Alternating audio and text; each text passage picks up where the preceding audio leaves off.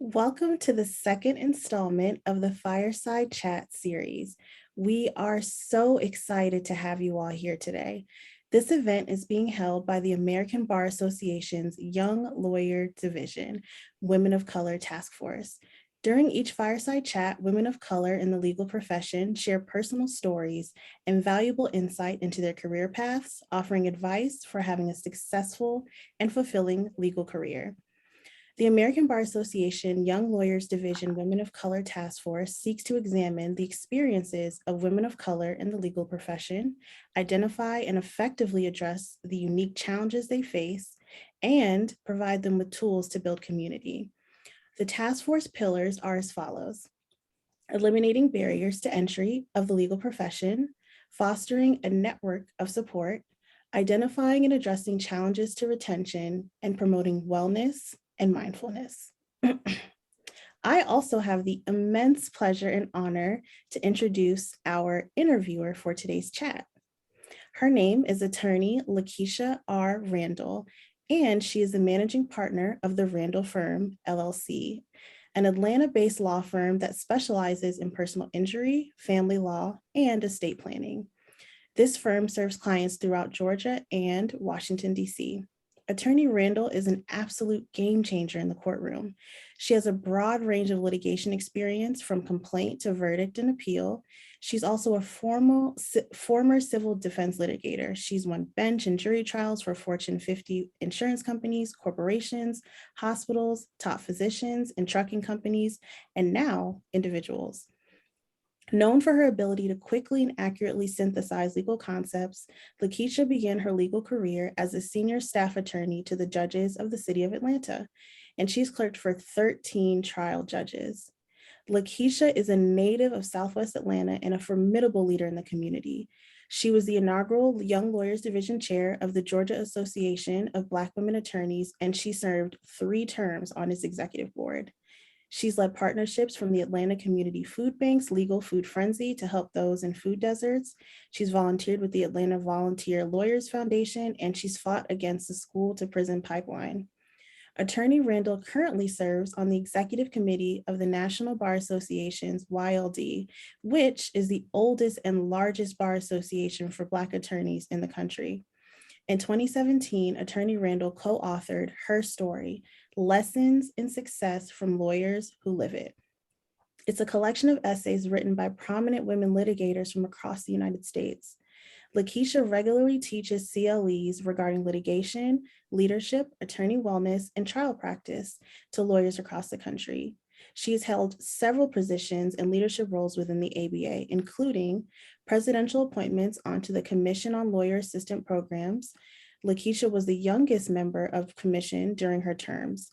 She CoLab educates the legal profession concerning alcoholism, chemical dependencies, stress, depression, and other emotional and mental health issues. And recently, she was selected by the American Bar Association as the 2021 On the Rise honoree, which is a designation of the top 40 young lawyers in the country. She has previously served in leadership roles for the ABA, and similar to Dr. Arnwine, she's currently serving in a leadership role for the National Bar Association Executive Committee. She's also leading the NBA's wellness program. She also attended North Carolina Central University for law school, and if you all attended our previous fireside chat, we had Dean Lewis from NCCU Law School, and that is where she learned about Dr. Arnwine's work. LaKeisha is a proud member of Delta Sigma Theta Sorority Incorporated, Alpha Kappa Delta International Honor Society of Sociology, and Phi Alpha Delta Law Fraternity. Outside of the profession, LaKeisha enjoys yoga, boxing, traveling, and she's a burgeoning Black art collector. Please join me in welcoming attorney LaKeisha R. Randall.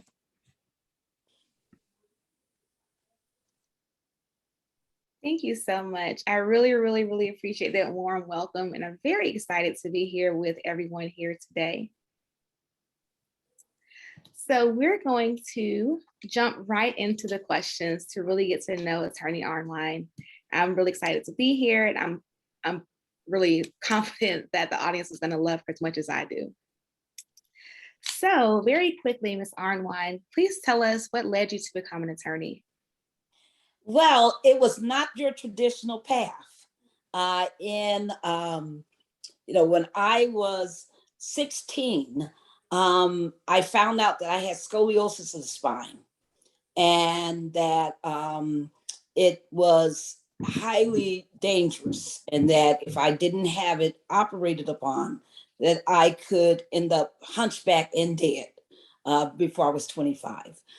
So I wanted to do the surgery, but my mother would not approve it, and my father would not approve it. So I had to become emancipated. I had to actually go into court and become an emancipated minor, which was my first time really understanding that there was a whole civil side of the law. Because I only really knew as many people watching Perry Mason and watching the TV lawyers, which were all criminal. I had no sense of the civil. And when I was emancipated, I was able to have my surgery. I was able to schedule it, and I had it, at the age of 17, and it saved my life. So I really saw then the power of the law, but I really understood the power of law when I was in college, and I was working for attorney Hank Sanders, who was, just an amazing lawyer, is an amazing lawyer.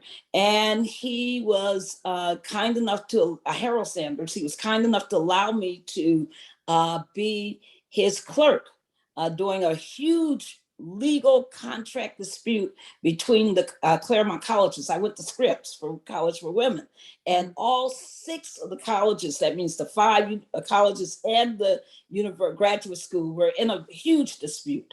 And he was the lawyer they hired to handle it. And he hired me to be his lead law intern, in essence, or his intern.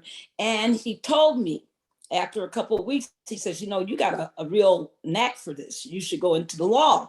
And I was shocked because I was already scheduled to be a professor. And I was going to go to Brown. That was my goal, get my GRE. I had considered, possibly getting an MBA, from Wharton. But I ended up, when he said that, I said, really? Because I had never thought of myself as a lawyer. And I ran over to the placement office and said, I understand there's this thing called an LSAT I got to take, and that I have to pass this. I need to pass this exam. What is that? And she says, "Ma'am, this is your last day. You can sign up for it." Oh wow! And for this coming term, and you better hurry up. And so I sat there and I filled out everything and I turned it in. I had no clue, everybody. You got to understand, I'm first in my generation in college. I don't know about prep books, never heard about prep courses, no nothing. So I walked into the LSAT cold and take it cold. And I'm one of, there's 500, I would say there's probably 350 to 500 people taking the exam from all the colleges and the grad school. And there are very few women. And you can imagine how many Black women. Right. You're probably looking at her that was in the room. So it was, but I really understood from working with him how powerful the law was, and coming from a family that was, very poor, and coming from a family that had experienced a lot of racial discrimination, I realized that there was a way of using the law to help. So that's how it happened, literally. It was that motivation from an attorney saying, you can do this, my rushing to get it done, taking the LSAT, getting scholarships, getting into a number of different law schools, and deciding to go to Duke. So that is the story. And it's a really amazing story when I look back on it. I appreciate that. And I want to just apologize for not setting the stage. I was so excited to dive right in, and I I know so much about you, but for the audience's edification, I'm going to highlight some key things so that if someone doesn't know who you are, although we have your bio listed, they can understand we're amongst the legend. Okay. So very for the audience, Barbara Arnwine is the president and founder of the Transformative Justice Coalition, which is an internationally renowned critical justice organization. And they've been instrumental in the passing of the landmark Civil Rights Act in 1991 and 2006, and also for the reauthorization of the Voting Rights Act. Ms. Arnwine was the head of the Lawyers Committee for Civil Rights, and that's actually how I became familiar with you. As a law student, I was really, really impressed and in awe, frankly, of all the work you were doing with the Lawyers Committee for Civil Rights, so much so that I was in the Constitutional Law Society and all those things, and actually flew to DC to really be in the mix of things. In addition to that, Ms. Arnwine served as the chair of the Charles Hamilton North Carolina Central University for 2016 and 2017. Go Eagles. I am in Love law it. well. Yes.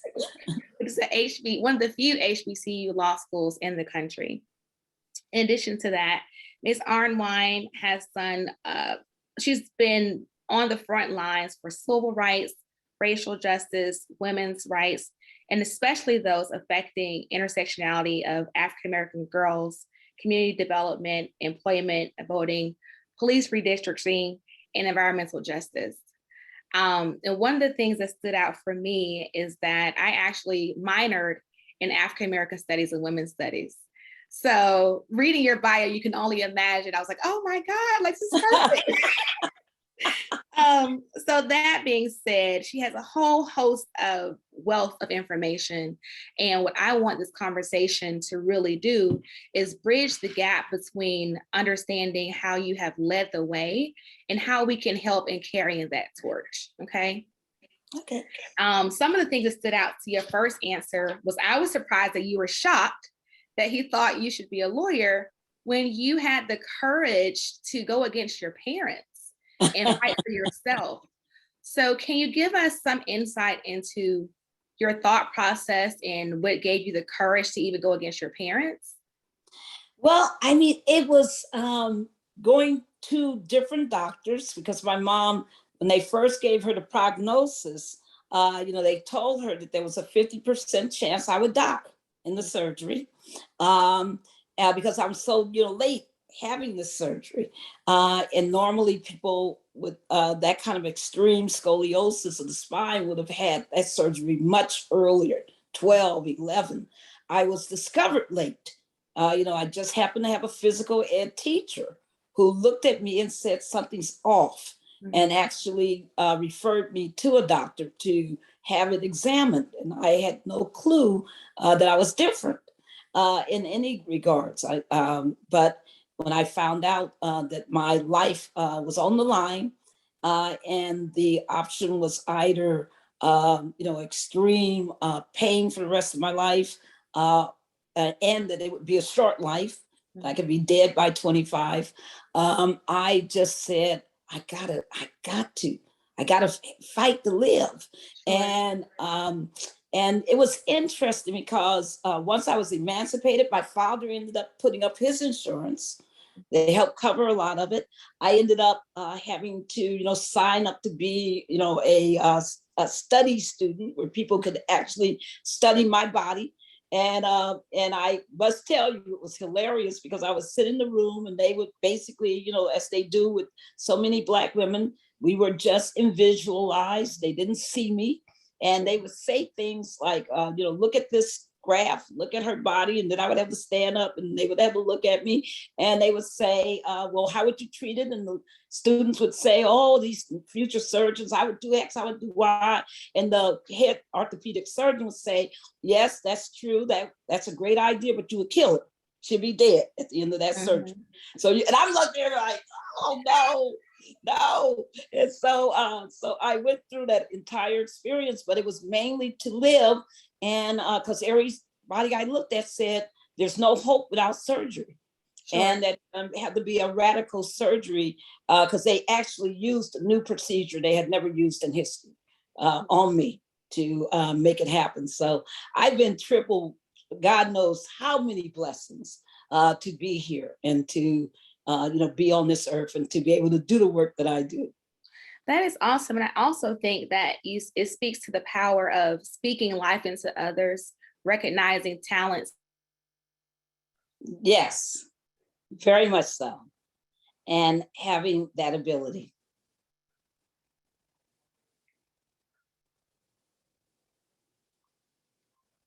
Hello, am I frozen?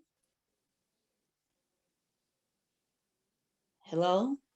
Looks like LaKeisha Oh, froze. Let's give her a minute here. Okay, because I can just tell everybody that part of that experience was empowering for me. I was very lucky. I had a great social worker who helped me to even understand there was something called an emancipated minor, made me very aware of the importance of public education about the law. Because I had no clue. And it was very important for me to actually, show my family, these possibilities, because without it, I don't think a whole lot of my life would have developed the way that it has. And, and having to, go out there on my own and then seeing my father and my mom coming around was great. And then for the surgery to be successful was wonderful. And, and then working, with the Claremont colleges on that contract dispute, I learned so much. I had no clue about contract law. So it was just good. And so I was, really glad about those two experiences. And, during that time, I should have mentioned that our Black Student Union actually had a Black lawyer advisor, but I just never got to know him and, closely, and never really interacted with him a lot. It was, that being that interning experience. That's why, I've always said to law students how important, your summer interns are. And even though I wasn't a law student then, I found out, working directly under the guidance of a magnificent, brilliant attorney can absolutely, make a difference in how you pursue law in the future. Because he told me one thing that was really important. He says, regardless of what you think theoretically about the law, the most important thing is that you got to be a great problem solver. You got to be capable of taking a problem and figuring out the right answers, and making, and always thinking about remedies as part of your work. So that was, a really great lesson from someone who had, really did it and worked so hard in his legal career. Absolutely. Thank you so much for sharing that. We're having a bit of technical difficulties, but once is able to hop back on, she'll continue through. But until then, I will be asking you our next Go ahead. question. Yes, please. awesome. So what field of law did you initially see yourself in? And are you in that area of law currently? Why or why not? It's interesting. I knew, and people would ask me, why are you going into law? You can imagine, I'm at Scripps College for Women, okay? Mm-hmm.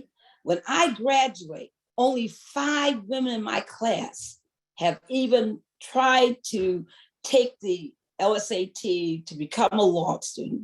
I'm the only member of my class who walks directly into law school. And remember, I'm in a school where there's only 11 Black women, period. And we are outnumbered by hundreds. And so, so this is really unusual. And so my professors are saying things like, oh, law is a low-grade profession. Oh my gosh. I'm serious. Wow. And when I applied, the dean wouldn't even sign my recommendation for, and they had to literally, the president of the school, who understood women lawyers and knew the importance of women lawyers. And he, Mark Curtis, actually took my application and had to give it to the prior dean, who was a leader, who was had a whole different concept and was a feminist early on. And so she actually did my recommendation to law school, because the current dean said, you got to be, at the very top of your class. You got to have written articles, major articles that have been published, all this nonsense that was nowhere to be found in any application for law school. So I knew it was just nonsense that I was hearing, but she was blocking my way. And it was, his ability to move and change things that made it possible for that door to open. So one thing I would tell people when they would say, why do you want to be a lawyer? Because they're thinking it's only for money. I would tell them, listen, I want to be a lawyer because I want to have the keys to open up the doors. Because so many people are trapped in poverty. So many people are trapped in racism. And I was an early feminist. And I said so many women are trapped in sexism. Right. And we got to have a way of breaking it. See, one of the stories I tell people that really convinced me of the power of the law also was, remember I told you about the surgery I had. Mm-hmm. That surgery was in roughly 1970, 1971. And when I went to school, back to school to resume my course of studies after the surgery, they wouldn't accommodate me. They had me walking upstairs that I could not walk. They had me sitting on grass that I couldn't sit on. They would not make one single accommodation, even to where I stayed in the dorms, no accommodations. And I didn't know that word. I just knew that they weren't doing right by me, is what I said. Right. And so I had to take a year off because I couldn't keep up with the whole academic routine because they wouldn't accommodate me. Well, guess what? I come back, it's 1972. What are they doing in 1972? The Rehabilitation Act of 1972 has passed. And all of a sudden, accommodations is everything. And you got all these ramps that have been built. You got all these signs about people with disabilities. You got all of this consciousness, the training of the faculty and the administration and students. None of that was true. And I saw a law just change an entire institution. And I was angry, in fact, because I said I could have been out of there, a year earlier if they had that kind of sense. But I understood how law could actually, change systems. But at that point, still, remember, I'm not seeing any lawyers. There's no lawyers on our faculty that are women. There are no, women lawyers anywhere in the entirety of the colleges. So it's not a profession that you see. And as a Black woman, I'm certainly not seeing any Black women lawyers. So it was just a real enlightenment to when he told me I could become a lawyer. And that's why it's important for us, all of us as women lawyers, to be very conscious that we are role models, to be very conscious that we can inspire people to reach way beyond their initial dreams, that they can see themselves in roles and see possibilities, that there should be no ceilings of any kind, concrete, whatever, that we got to have no glass ceilings, nothing, that women should be able to be everything that we're capable of being based on our incredible skills, vision, determination, drive. So those are the things that I just, really want to impart to people, that every day you never know who you're influencing, who's watching you, who's thinking, wow, I can do that. And we shouldn't assume that just because people know you're a lawyer, that they are inspired. I'll never forget when I came out of Duke, I was trying to figure out, where am I going to go? Am I going to move to back to California, because I had applied for jobs there. And I went to do a moot court, and the students at the moot court told me at the end of I noticed that during the class, all the Black students, were by themselves, and it was a predominantly white high school. And after the moot court, they sent an emissary. And I saw that one student kind of creeping up to the front to ask me a question. And they asked me, are you a real lawyer? Or are you a street lawyer? And I had to, and I had to say, no, I'm a member of the bar. Mm-hmm. And they were really shocked. And they said, we didn't know our people could become lawyers. That's what they told me. And it blew my mind. And I said, you know what? In California, they got plenty of Black lawyers. I think I'll stay in North Carolina for a while. And that's how I ended up staying in North Carolina. That is wonderful. I love everything you said, especially because one of the pillars of the task force, which I mentioned earlier, is eliminating barriers to entry. Yes. So every step of the journey that you were discussing, especially that last point we've talked about in our committee meetings, you really never know if you're the first woman of color attorney that someone has met, and that might open their mind and change their idea about who and what attorneys can be. So thank you so much for sharing that. And we have the wonderful attorney LaKeisha Randall back online, so she's going to take it back over from me. Thank you. No, thank you for working as a team. This is awesome. Speaking of, being the first, what advice would you give to a young woman lawyer who feels like she's suffering from imposter syndrome, or, having the stress of being the only or the first? Wow. When I was in college, I talked about imposter syndrome, and people told me it didn't apply to me. They didn't get it, right? They couldn't get the racial, because they weren't who I am. They didn't understand. And I spoke about it because I come from such a poor family. I would go home from women who were throwing away, designer dresses, into the trash cans. I'm serious, at the school.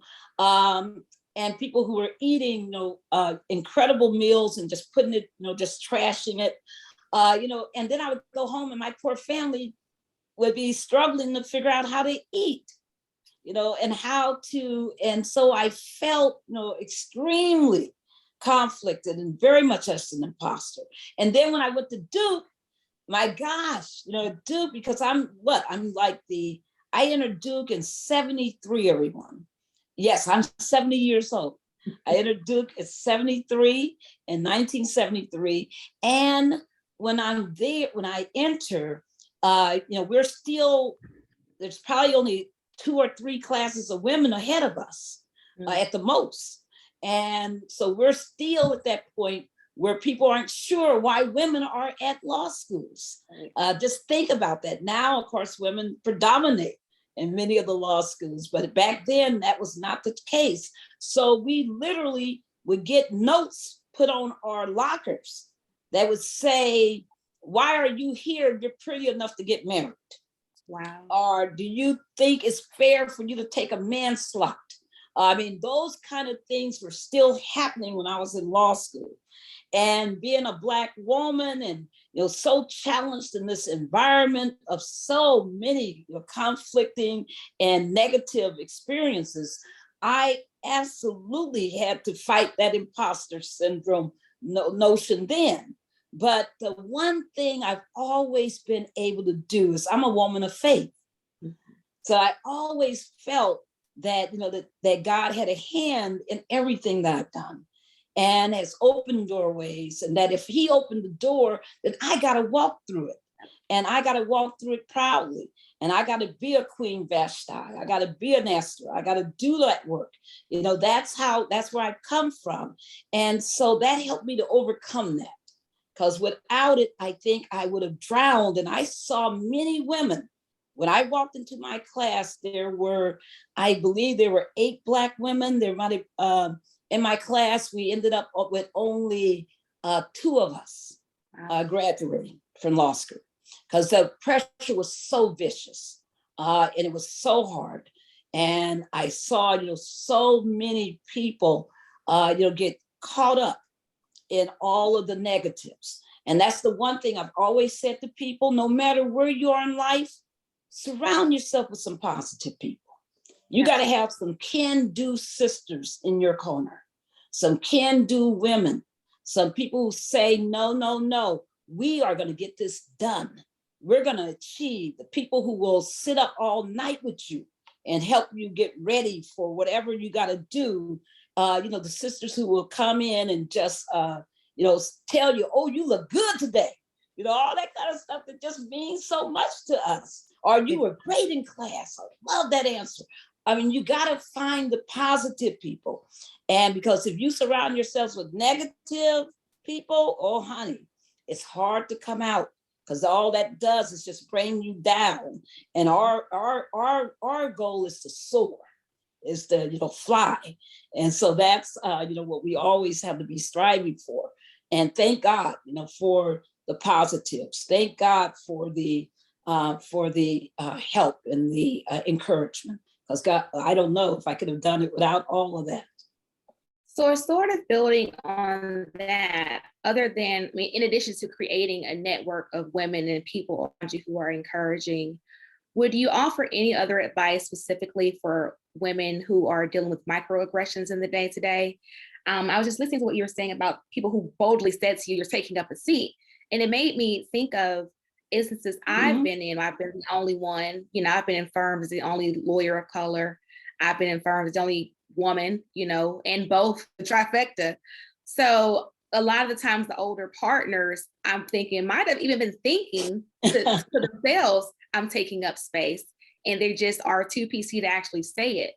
So dealing with people, what advice would you give for those who are struggling with microaggressions? Well, I should be clear, you never escape that orbit. I encounter microaggressions now.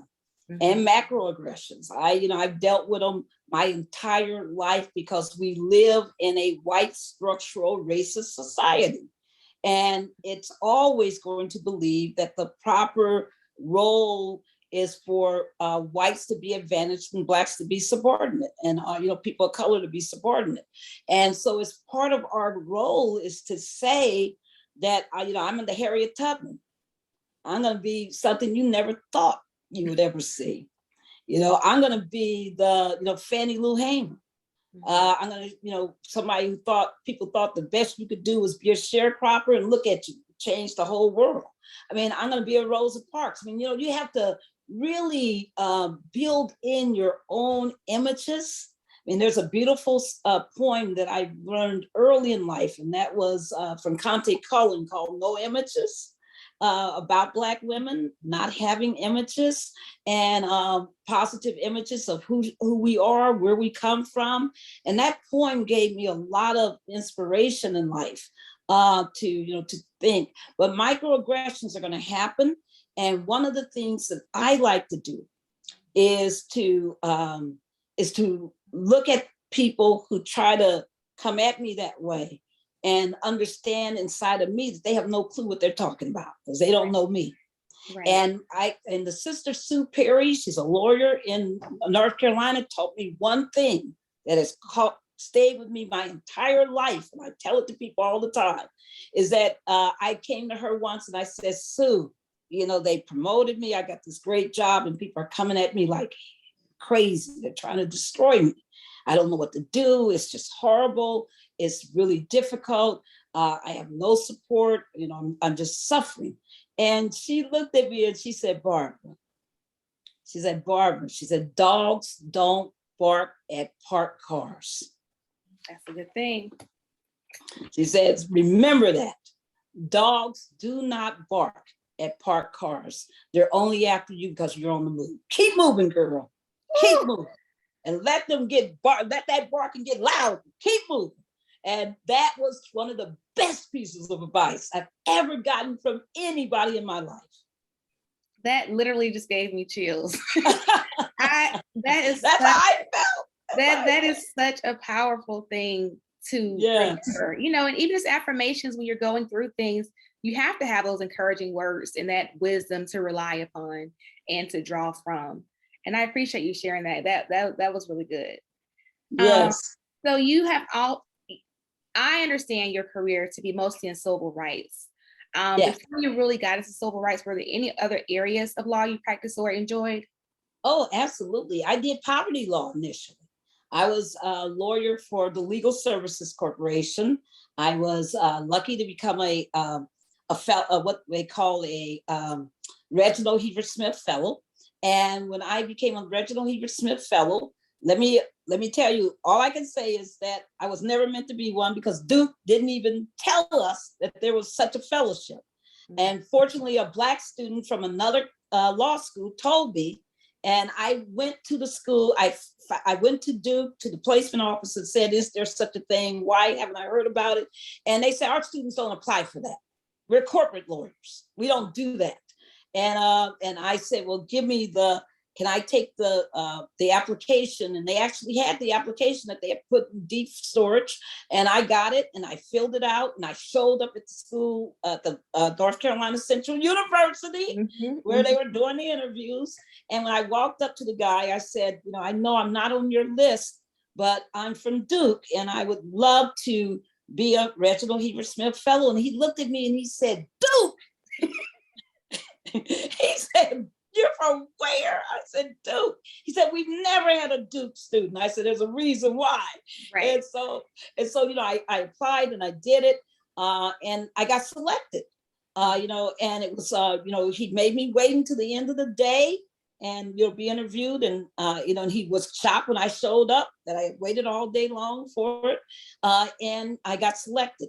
But the interesting thing, and this is another lesson for all of us, is, I know this is a horrible person to quote, but Ronald Reagan once said, when somebody was trying to get him to criticize Jesse Jackson for freeing some people from a dictatorship, he says, you don't quarrel with success. Well, when I become a Duke fellow, when I become this Reginald Heber Smith Fellow, all of a sudden Duke professors who have never looked at me, never said anything, comes up to me and say, congratulations, you're such a credit to our school. I'm going like, really? So it's those kinds of lessons that you carry with you, that you learn, that you can, that you have to, create. So becoming a poverty lawyer was so important to me. I did amnesty for people who were, quote, draft dodgers, as they would say, who I got, amnesty, and I was able to, clear records and so get them honorable discharges so they could have life. I worked for prisoners. I did prisoner rights. I did community economic development, which I love, and I still love it. It's one of my favorite areas of law. Housing, I did, which is still one of my favorite areas of law. I did African-American farmers and land loss prevention, and helped to found what became the North Carolina Association of Black Lawyers Land Loss Prevention Project, that still lives now as a powerful project that has been going on. And I might have been, at the time that we created that project, I was in my 20s. So there's all kinds of law that I have practiced, that I've loved. In fact, I think I'm just probably an all-around lawyer. I don't like, probably the area of law I like the least is torts. I've had to use it. I've had to use estate law because remember when all the Black churches were being burned? People were saying that, believe it or not, when some of these churches were burned, people would come in and say, well, we're the original descendants of the original grantor who granted these churches to these Black folks. And now that there's no longer a church on the ground, we should, by virtue, it should come back to us as our land property. So we have to, really deal with, there's nothing that I haven't learned in law that has not been useful to me. So let me ask you this. So that's one thing. When navigating the different areas of law, we understand the audience has law students and young lawyers and even attorneys in the audience. When deciding to pivot and take these different career paths, what were your guiding forces? Or what would you give a lawyer in deciding, how to go into a different area of law that they may not have practiced so far? Frankly, impact. Okay. Where can I have the most impact? That's always a question for me in life. Where do I have the most impact? Where do I use my presence to really maximize, my ability to make change? Because I'm a change maker. That's my heart. And because this system that we live in has to be changed. It's too adverse. It has to be better. So to make change, to make justice a reality, it requires that you think about what you do with your time. I'll tell one quick story, but I hope people take it to heart. One lawyer told me when I went to the Lawyers Committee, and I was heading up the Lawyers Committee nationwide, and this one lawyer at Sutherland, who had become, a very famous lawyer, had been the Secretary of State, I believe, and had done, amazing, work. But he told me, he said, Barbara, he said, never, ever, ever underestimate the power of your presence. He says one of the biggest mistakes I ever made in life was that when President Kennedy asked for lawyers to come to the White House to be part of that founding block of the Lawyers Committee, he said, I wouldn't go. He said, because I had some kind of court case that I needed to do, whatever it was. He says, Barbara, to this day, I can't recall what in the world made me not go to that meeting. I don't remember what I was filing. I don't remember the case. It didn't make any difference. Ultimately, the client I was serving, I don't remember nothing. He said, but what I do remember is I didn't show up for my president. And that the Lawyers Committee became one of the most important things that could have happened in the time frame of my life. And he says, that's why I'm so supportive now. He said, and this was Randolph Thrower, by the way. And he told that story out of Atlanta. And he was at Sutherland in Asheville, and which is now Sutherland. And he told me, that story. And he says, always be clear about where you choose to be present, because that's the most important decision you make in life. Because there's going to always be competing demands, but you got to really weigh where you're going to be present. And so I use that weighing and a measurement as where do I have the most impact? And I still got to make those decisions every day, because there's always competing demands. So you've outlined some things that I obviously believe are challenging, but what do you believe was your biggest biggest challenge in your career, and how'd you overcome it? There's been so many challenges. Goodness, obviously, being a mom, and managing, my career with being a good mother was a real challenge to figure out. And of course, because I was a single mom, so that made it even more difficult. But John Powell, who is one of the great racial theorists, and he's a great man. He's now in California, I believe, at I'm not sure which law school, but he taught me one thing. He said, because I was bemoaning, trying to figure out what I was going to do, with all these conflicts between being there for my son and being there for my job. And he said, Barbara, the biggest mistake you could make is trying to compartmentalize your life. Mm-hmm. He says, your life is your life. It's all integrated. He says, so don't think of it as my son's in this corner, my job's in that corner. Mm-hmm. He says, integrate it. He says, and don't, he says, you were talking about you wanted to go to London. He said, bring your son with you.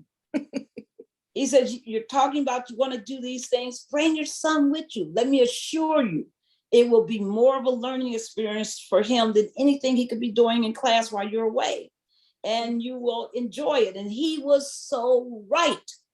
My son to this day is what he loves the most, is the travel that we did, the law conferences he went to, the diplomatic conferences he traveled internationally for. Those are the things that he loves in life. It's his best memories. And so, so I just think that was a huge, challenge for me personally, but also, just being the head of a all-white organization when I was at the Lawyers Committee. That was hugely challenging. The first 3 years were absolutely hellacious. I'm just telling the truth. You know, people didn't like me in the job, didn't like a Black woman in the job. It was a lot of mess, a lot of lies, rumors, all kinds of destructive activity was going down. And I had to really learn to fight. And fortunately, I had been at the Boston Lawyers Committee and had to learn to fight the same forces and the same stereotypes, the same lack of support. And so it was, you know, those 3 years were probably the worst 3 years I've ever had to live because of the hatred and because of the anger about my being in that job. And I'm so glad that I stuck it out and that I did not give in and just walk away frustrated, that I actually stayed there and made it a power spot for not only for me as a Black woman, but for other Black women. Sure. And I'm so proud of all the other Black women I was able to hire, all the other attorneys of color I was able to hire, all the great lawyers of every race I was able to hire, all the good work that we were able to do in those years that we wouldn't have done if somebody else was in that job. So understand the power of you, the importance of you, the importance of that vision that you have in your being that nobody else is going to bring to the space that you will bring to it, and to understand that that's worth fighting for. Right. And so I was, you know, really happy. Now I have told some lawyers who have come to me and said, you know, I'm in this firm and they do this, they do that. And I'm like, I get out of there, you know, because that's not going to take you where you need to be. Find that environment that's going to really give you the opportunity to strive and to be successful and to be powerful. You don't have to be anybody's, you know, a doormat. Sure. You should always be at the head. You know, one of the things that I appreciate and I've noticed that's really interwoven in a lot of your responses is the ability to forge relationships, to value relationships, to receive insight from others.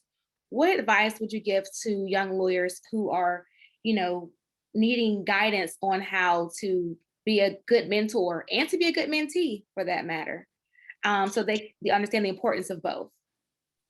That you always are learning.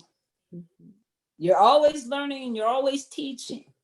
You're always learning, you're always teaching. There's no point at which you know everything. You might know a whole lot about something, but you don't know everything.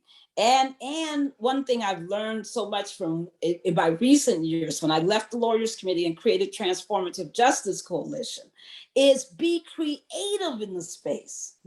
The one thing I really love is all the, you know, throughout the years, the projects and the programs I created. But what I really enjoy is working with, you know, Attorney Darrell Jones, because he's one creative man. Whoa, visionary, and putting our heads together and coming up with stuff, and people see our work like with Ahmaud Arbery and all the other work and they go, whoa, how did you come up with that? And it's because we thought about how to do it differently. Sure. How to break the box, how to, in fact, you know, create something, how to be multidimensional in our thinking and how to, you know, do things. That's why we were able to do what we did in 2020 with the elections and all the great work we did with the Senate, the Georgia Senate runoffs and all the rest of it, because we got creative in the space. Don't just accept the contours of what's been set. Think about what should be. Think about how you could do it differently. Look at, you know, how you, how you take your, you know, I'm a big believer in how you exercise personal power, but also teach other people to do that. Because the best thing we did in Georgia, the best thing we did during 2020, the best thing we did in the Ahmaud Arbery battle was teach people to believe in their own personal power and to tell them that they count, that their vote counted, that their presence counted, that their actions counted, that they could make a difference. Remember when we went into Ahmaud Arbery's situation, the family had told us they weren't even going to go to court. They weren't even going to go because they didn't expect any justice. And we said, oh, yes, you are going to court because we're going to be sitting right next to you. Right. And they said, but our community won't support us. I said, doesn't matter. We'll bring in people and we're going to show that community how to support you. And we did all of that.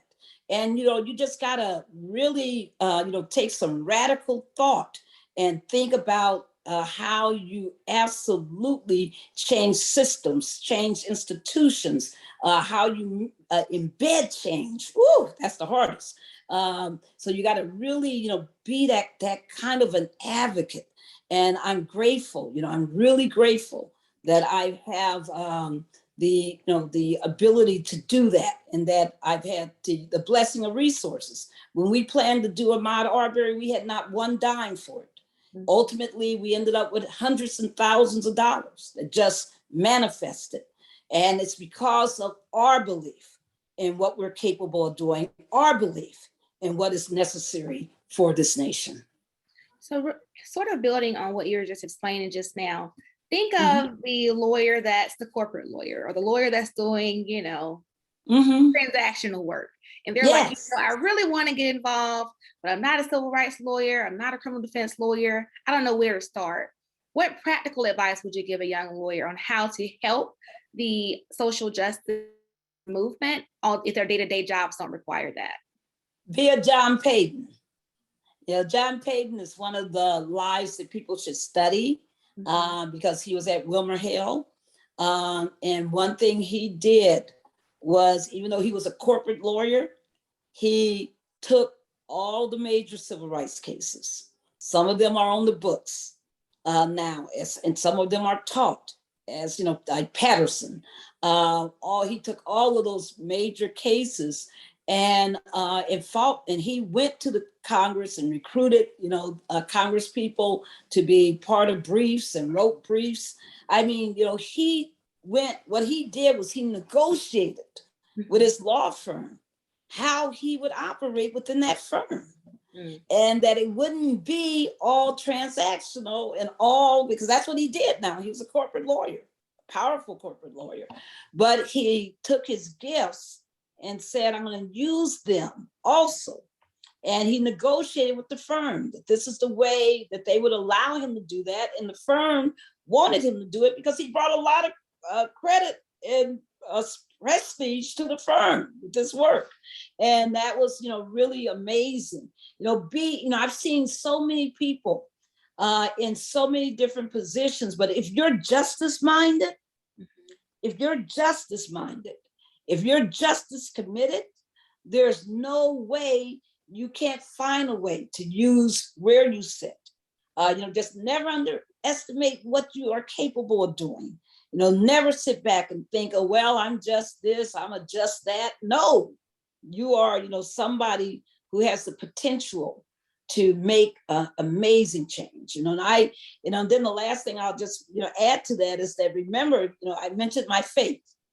And I believe that God is a justice loving God. And that's what he says in the Bible.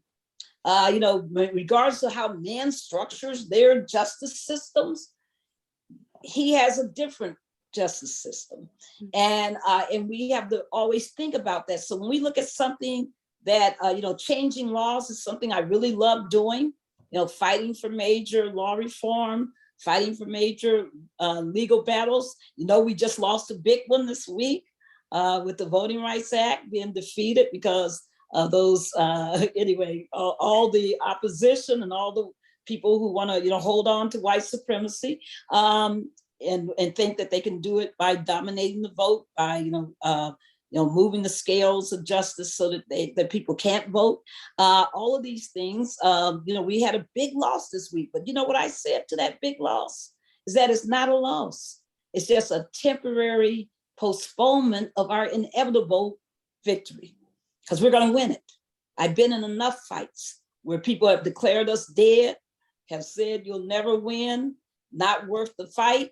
What the hell did you do this for? All the rest of it I've heard, and we won. And so, we eventually came back and fought the victory. And that's what we're going to do now. And we're not going to give up for 1 second. And, and remember, the federal legislation is only one option. There's many other routes to victory, and then we'll come back and get our federal legislation. So we just have to constantly think from every stance, every opportunity, every position. How do you win? How do you use the gifts that you've been given? Because your gifts are your gifts. They're not there to be wasted. Take your gifts. I see people waste their gifts. I have seen it a lot. I have seen people become disillusioned, burn out, all of this. And it's all because they either wanted things too quickly, did not have a long view of justice, did not believe in, and became, worn out, or that they just didn't understand that part of this work is, as you can see, I'm very committed, very work, but I love to have some fun.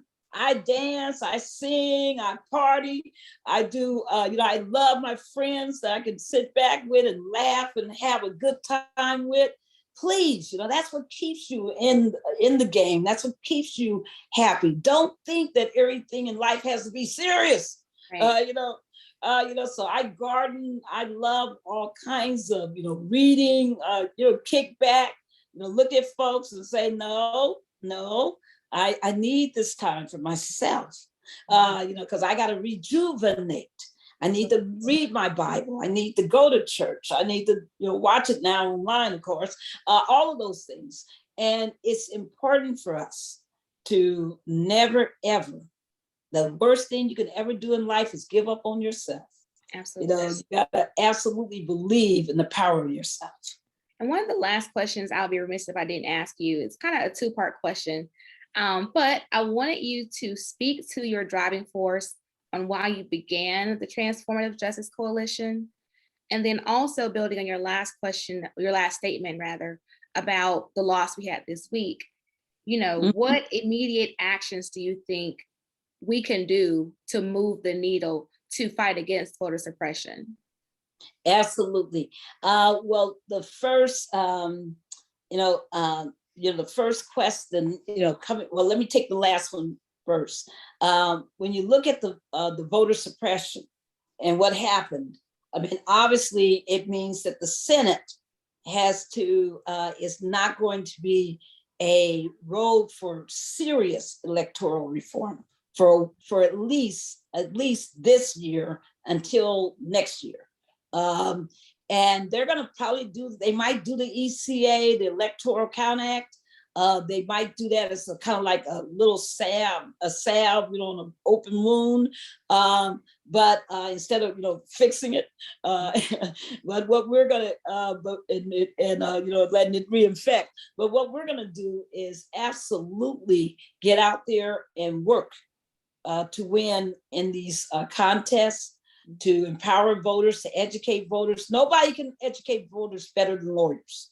Our best role is educating voters and protecting voters at the polls. We tend to do the protection and forget about the education. The education is critical because, think about North Carolina, 11% of all ballots initially were being rejected by Black folks because we were writing, "Go Kamala." We were writing, "Love you, Biden." We were putting 3 ballots in the same envelope. We were forgetting to sign them. We were using the wrong color ink, all kind of problems. We got out there and we educated voters how to do it. Turns out the ultimate spoilage was 1%. That's because we did our job. Sure. And we have to do that job again, folks. We got to take every bit of these voter suppression laws, invert them in our minds about how do we overcome them? What do we teach people to do instead? How do we teach people to comply? All of that. That's our job. Every time we see high spoilage rates, that means we're not where we need to be. Sure. Educating, working with voters, enlisting the churches, enlisting the divine line, enlisting all the people that we can to be part of this battle. And your first question, remind me. What was your driving force behind establishing? Yes. Oh my God. That was just the glory of my life. I had been at the Lawyers Committee for 25 years and I have wanted to leave for at least 8 years, but the different battles of fighting against voter suppression had just overwhelmed me. And so when 2012 came around, I said, okay, this is the time to really seriously start thinking about leaving. and start thinking about another career, an encore, career, because what I wanted to do was, I've been working in this mainstream organization, but I really wanted to do more grassroots organizing.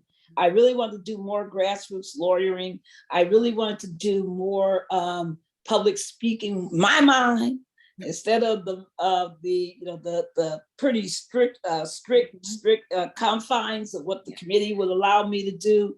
I said, I got to break away. I got to be me. And so I created an organization that allows us to do all of those things. And I had no clue that organization would turn out to be a magnet, that so many people would be attracted to its work and would be attracted to the way that we were doing it, and that I would find, all these great attorneys, to interact with and to coalesce with and to build this organization.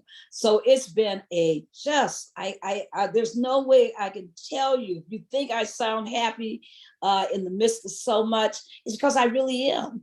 Because I've been blessed, and I understand, I have gratitude for my blessings. I'm not one of those people who are constantly unhappy because they think the glass should be half full, whatever. Heck, some of us don't even believe in glasses. We're looking at the ocean. I mean, there's all these kinds of different approaches in life. And I'm just so glad that I was able to step away, have the money to start the organization, get the grants, get the support, and the people who just believed. Thank God for the people who believed in me and believed in the organization. And so that's been my joy, because one thing is that if you understand that you're valuable, then one thing is you can be valuable in many different spaces. Yep. It's not just one space where you're valuable. If you got skills, talent, vision, hard work, drive, determination, perseverance, all of that, you can use it in all kinds of spaces. There's at least 10 other careers I could have had that I think would have been wonderful for me in life. And I don't regret not being in them, because I love the law and what I've been able to do. But I know that I could have been valuable in other spaces. I could have taught, as you know, been a full-time law professor. I love it. I could have been an architect. I love building buildings. I love studying, the constructions of buildings. I could have done so many different things, but I love what I do, and I dabble in other stuff.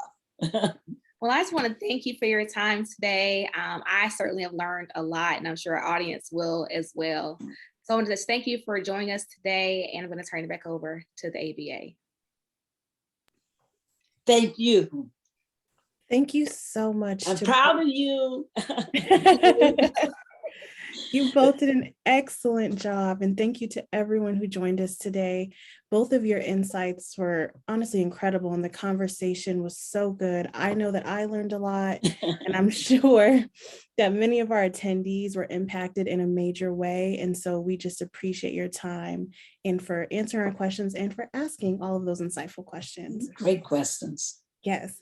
Our next Fireside Chat will be held in February, and you can look on the ABA YLD website for more information that is forthcoming. And we hopefully look forward to seeing you all there. Thank you so much, and enjoy the rest of your Friday. Thank you so much. Thank you.